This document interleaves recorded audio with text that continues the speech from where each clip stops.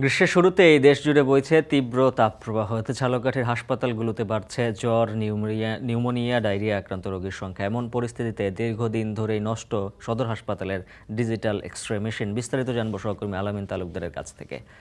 আলামিন, জানাবেন কতদিন ধরে এই এক্স-রে মেশিনটির বিকল হয়ে আছে আর হাসপাতাল কর্তৃপক্ষ কি বলছে?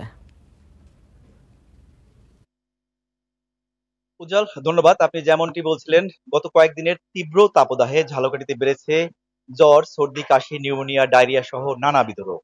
আর এই রোগে আক্রান্ত হচ্ছেন শিশু ও বৃদ্ধরা। কিন্তু গত 6 মাস ধরে ঝালকাঠি সদর হাসপাতালের এক্স-রে মেশিনের প্রিন্টার, পরবর্তীতে এক্স-রে মেশিন বিকল হয়ে পড়ে আছে। উজ্জ্বল, ঝালকাঠি সদর হাসপাতালে কিন্তু প্রতিদিন গড়ে 800 থেকে 1000 মানুষ চিকিৎসা সেবা নিতে আসেন। আর এই এক্স-রে মেশিন বিকল থাকার কারণে এই সেবা থেকে বঞ্চিত হচ্ছেন হাজার হাজার মানুষ। ফলে তারা বাধ্য হয়ে সরকার ধার্যকৃত টাকার চেয়ে কয়েক গুণ বেশি টাকা গুনে বাহির থেকে এক্স-রে মেশিন দিয়ে এক্স-রে করাতে হচ্ছে তাদের।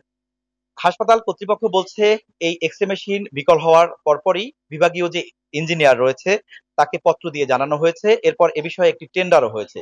কিন্তু দীর্ঘ 6 মাস অতিবাহিত হলেও তারা এ ব্যাপারে কোনো কার্যকর পদক্ষেপ গ্রহণ করেনি।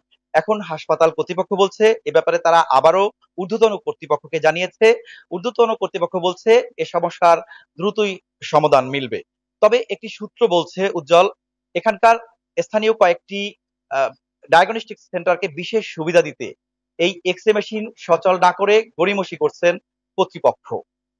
হাসপাতালের রেকর্ড অনুযায়ী প্রতিদিন গড়ে এখান থেকে 50 থেকে 60 জন রোগী 200 টাকা হারে এক্স-রে করাতে পারত। এখন এ থেকে আয় হতো 10 থেকে 12,000 টাকা। গত 6 মাস ধরে এক্স-রে মেশিন বিকল থাকায় অন্তত 20 লাখ টাকার রাজস্ব হারিয়েছে হাসপাতাল কর্তৃপক্ষ। ঝালকাঠি থেকে আমার কাছে এই ছিল স্বাস্থ্যসেবা ও স্বাস্থ্যসেবা সমস্যা নিয়ে সবশেষ। উজ্জ্বল।